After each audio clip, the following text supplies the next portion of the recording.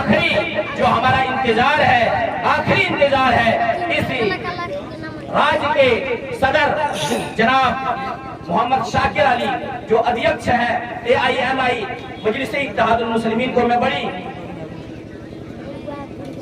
खुश दिली के साथ दावत देना चाहता हूँ। माइक ठीक नहीं है, अब थक जाइएगा। बहुत ही खुशी के साथ मैं दावत देना चाहता हूँ कि बहुत दूर के है अंजुमन आराही जो है, हम जिसे इंतजार कर रहे हैं वो स्टेज पर बैठे ही तो है जनाब मोहम्मद शाकिर अली अध्यक्ष झारखंड AIMI।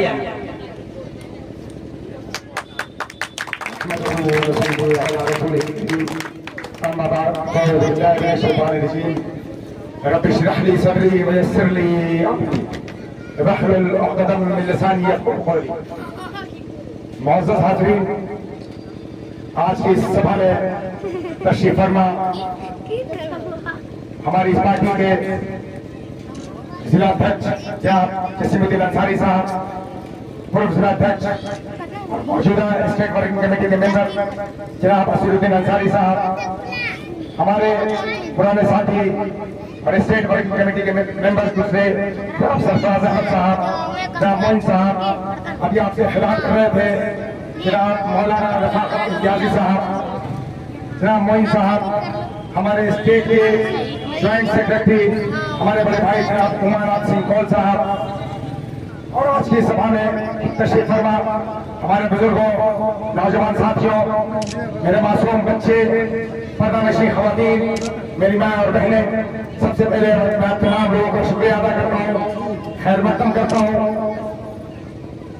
और इससे कबल मैं तमाम लोगों से माजरत तलब करता हूँ कि मुशायरे में ताखिर हुई, चूंकि इससे कबल आपके बराबर में मधुपुर में भी एक प्रोग्राम था, बूथ सम्मेलन था, वहाँ पे भी एड्रेस करना था। उसके बाद आपके दरमियान तशरीफ लाए, हम आए। मैं आप तमाम लोगों से माजरत का तलबगार हूँ, क्षमा याचना करता हूँ। मेरे भाई, मैं बहुत ज्यादा वक्त नहीं लूंगा। ये इलाका, ये विधानसभा जहाँ पे आपके विधायक जनाब इरफान अंसारी साहब हैं, आप तो खुश हो रहे होंगे कि विधायक मुस्लिम विधायक है, लेकिन मेरे भाई ये निहायत अफसोस की बात है कि न सिर्फ जामताड़ा या दूसरे विधानसभाओं में या मुल्क के दूसरे कोनों में बहुत सारे मुस्लिम MLA और MP है, लेकिन अफसोस, सद अफसोस, हम मुसलमानों का MP कोई नहीं है, हम मुसलमानों का MLA कोई नहीं है जो मुसलमानों के मसाइल बबांगे धौल हर प्लेटफॉर्म पर उठा सके, वो विधायक नहीं है। ये तब तक नहीं होगा, हमारे मसाइल तब तक हल नहीं होंगे। 76 साल आजादी को, 76 साल 19 साल में नस्ल तैयार हो जाती है। 1975 76 साल में हमने अपनी 4 नस्लों को, 4 पीढ़ियों को दफन कर दिया और हमें एहसास तक नहीं है। आज हमने देखा माजी करीब में किसी का पुतला जलाया गया। मामला और मुद्दा क्या था? एक हाई स्कूल की स्थापना की बात थी, जिसका वादा उन्होंने किया था।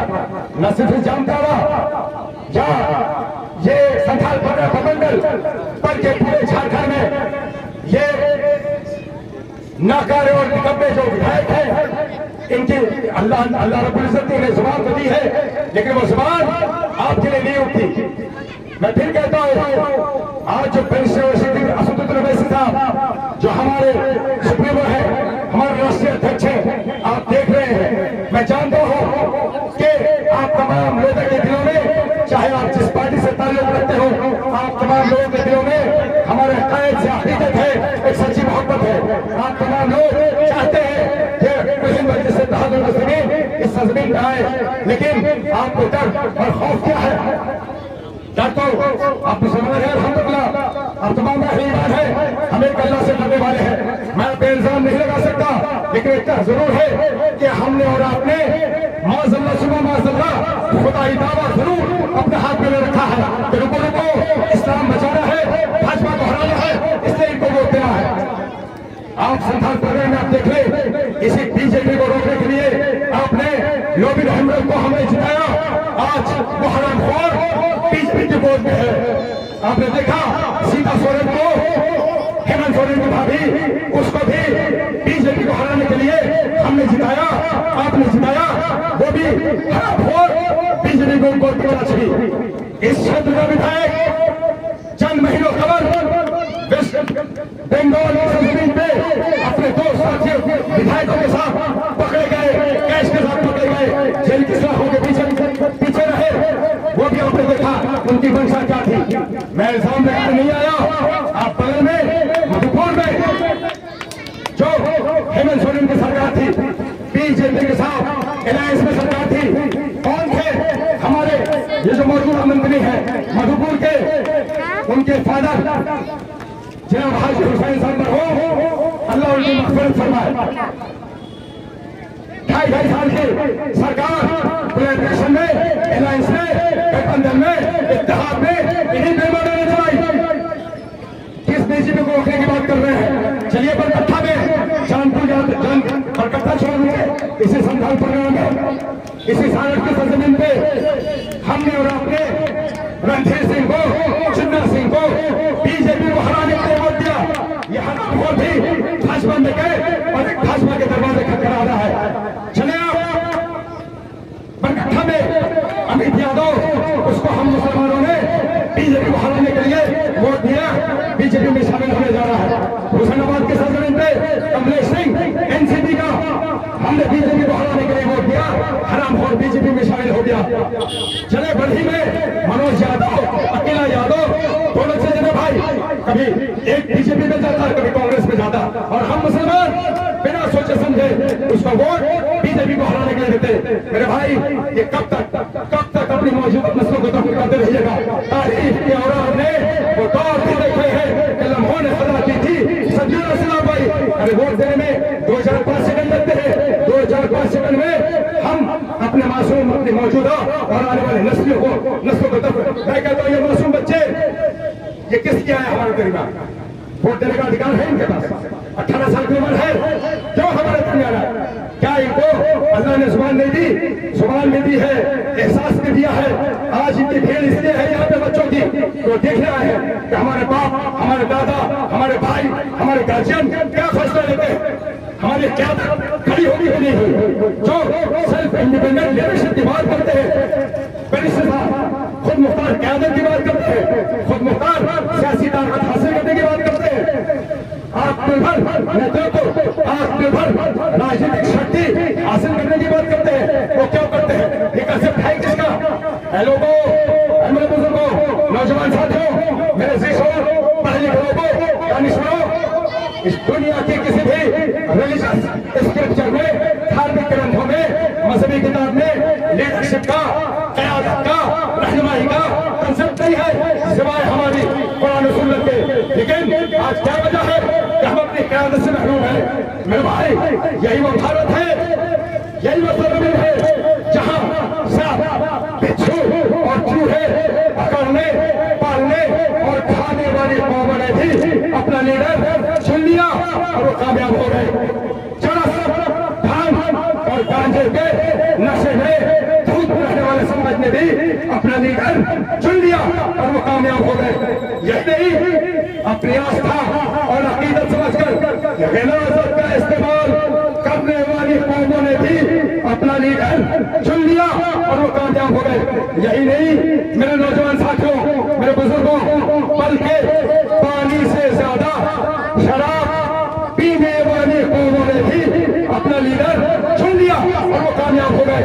लेकिन अफसोस, सदअफसोस, हम आबे ज़मज़म नोश फरमाने वाली और रोज़े महशर, हौज़े कौसर पे जामे कौसर की तमन्ना रखने वाली कौम 75 साल में अपना लीडर, अपना रहबर, अपना कायद और रहनुमा न बन सकी। कैसा अलमिया है? क्यों नहीं सोचते, क्यों नहीं गौर करते, फिक्र करना क्यों छोड़ दिया? अल्लामा इक़बाल अलैहिर्रहमान ने फरमाया था कि क़ुव्वत फ़िक्र और अमल पहले फिना होती है, तब किसी कौम की अज़मत पे सवाल आता है। हमने सोचना छोड़ दिया, फिक्र करना छोड़ दिया, गौर करना छोड़ दिया। आज हमारे हालात ये है कि हमने अपनी 4 नस्लों को दफ्न कर दिया, 5वीं नस्लें 10 दफ्न होने के कगार पे हैं। हमारे हालात इन्हीं बेईमानों ने, इन्हीं है, सामाजिक तौर पे भी, आर्थिक तौर पे भी, राजनीतिक तौर पे भी, शैक्षिक तौर पे भी, इक़्तिसादी तौर पे भी, सियासी तौर पे भी, समाजी तौर पे भी, तालीमी तौर पे भी, सोशली भी, इकोनॉमिकली भी, पॉलिटिकली भी, एजुकेशनली भी। मेरे भाई आप कहाँ हो, कहाँ क्यों नहीं सोचते, माजी पे अपने इतिहास को क्यों नहीं देते? यही वो भारत है और यही वो मुस्लिम समाज है जैसे देश की धरती पे कभी राजाओं और महाराजाओं की श्रेणी में आता था। यही वो कौन मुस्लिम है जैसे देश की धरती पे कभी हम हुक्मरानों और शहंशाहों की सफों में बैठा करते थे। आज किसी कौम के हालात इसी मुल्क में दलितों और आदिवासियों से बदतर कर दिए गए। अरे यही वो धरती है, यही वो मुल्क है और यही वो कौम मुस्लिम है जो इस देश की धरती पे कभी लाल किला जैसे नायाब निराले और महलों में रहा करती थी। आज वही कौम इस देश की धरती पे प्रधानमंत्री आवास जैसी झोपड़ियों के दर्द के ठोकरे खा रही है। मेरे भाई यही वो धरती है, यही वो मुल्क है और यही कौम मुस्लिम है जो इस देश की धरती पे मरने के बाद कभी काश महल जैसी तबकाहों में दफन हुआ करती थी। आज वही कौम इसी मुल्क की सरजमीन पे कब्रिस्तान में मामूली बमबारी के लिए बरसरे बेकार है, प्रयासरत है और कोशा है। लोगों दुनिया का इतिहास साक्षी है, तारीख शाहिद है, हिस्ट्री आई विटनेस है कि वो कौम जिसके बाकिरदार बेटों ने, वो समाज जिसके चरित्रवान सुपुत्रों ने कभी काला सागर की समुद्री लहरों में भी घोड़े दौड़ा दिए थे। आज उसी कौम उसी समाज के कदम इस धरती पर पैदल चल पाने में भी लड़खड़ा रहे हैं, लफ्ज़ बलिदान है। लोगों ये इस दुनिया की कोई तारीख नहीं, दुनिया का इतिहास नहीं, बल्कि इस दुनिया की धरती पे सबसे ज्यादा बगैर समझे पढ़ी जाने वाली, सबसे मोतबर, सबसे विश्वसनीय और सबसे मुक़द्दस तरीन किताब कुरान मुक़द्दस के पास सफा हुआ है कि वो कौम जिसका हीरो सल्लल्लाहु अलैहि वसल्लम जिब्रील अमीन, जिसका सरदार आज़म, जिसका मुर्शिद आज़म सल्लल्लाहु अलैहि वसल्लम जिब्रील अमीन अलैहिस्सलातु व तस्लीम के बगैर भी सिदरतुल मुंतहा की मंजिलें तय करता हो। आज वही कौम, वही उम्मत इस मिट जाने वाली धरती पे अपने वजूद के बका की भीख मांग रही है। जबकि अल्लाह गवाह है, अल्लाह का चैलेंज है कि जब तक हर महल, हर झोपड़े में कलमे ला इलाहा इल्लल्लाह मुहम्मद रसूलुल्लाह को दाखिल नहीं कर लेंगे, क़यामत नहीं आएगी। जब तक एक भी कलमे का पढ़ने वाला धरती पे जिंदा है, ये कायनात जिंदा है, ये ब्रह्मांड जिंदा है, ये जीवन जिंदा है, अरे दुनिया जिंदा है तो हमारे रात की बुनियाद पे जिंदा है। हमको मिटाने की बात करते हैं। आया अमीरुद गंगा वो दिन है याद मुझको उतरा तेरे किनारे जब कारवा हमारा, कुछ बात है कि दिखती हस्ती नहीं हमारी, सदियों रहा है दुश्मन दौरे जमा हमारा, और बातिल से डरने वाले ऐ आसमां नहीं हम 100 बार ले चुका है तो इम्तिहान हमारा, और तौहीद की अमानत सीनों, तौहीद की अमानत सीनों में है हमारे, आसान नहीं मिटाना नाम निशा हमारा। आज इस मुल्क की सरजमीन पे नबी कौनैन सल्लल्लाहु अलैहि वसल्लम की शान में जो गुस्ताखियां हो रही है, कहा है ये सिर्फ वोट लेने के लिए हमारा? आपके विधायक ने एक लफ्ज़ बोला, क्या इनके पैगंबर नहीं है सल्लल्लाहु अलैहि वसल्लम? तमाम 100% जनरल पार्टी के चाहे मुस्लिम हो, गैर मुस्लिम हो, दलित हो, आदिवासी हो, क्या उन बेईमानों ने, हरामखोरों ने बोला इस बात पे? आज वक्त वोट अमेंडमेंट बिल की बात है, तेलंगाना में यूपीए सरकार ने रिजेक्ट कर दिया कि अगर ये बिल पास भी होती है तेलंगाना की सरजमीन पे हम इसको लागू नहीं होने देंगे। ये बेईमान हुकूमत, ये यूपीए की सरकार जो हम मुसलमानों के बुनियाद पे है, दलितों आदिवासियों के बुनियाद पे है, क्या एक बार बोला? और आज जो गुस्ताखियां हो रही है वो क्यों हो रही है? क्यों हो रही है? आप चाहते हैं कि रुके? आप चाहते हैं कि नबी कौनैन सल्लल्लाहु अलैहि वसल्लम की शान में ये गुस्ताखी रुके? चाहते हैं नहीं चाहते?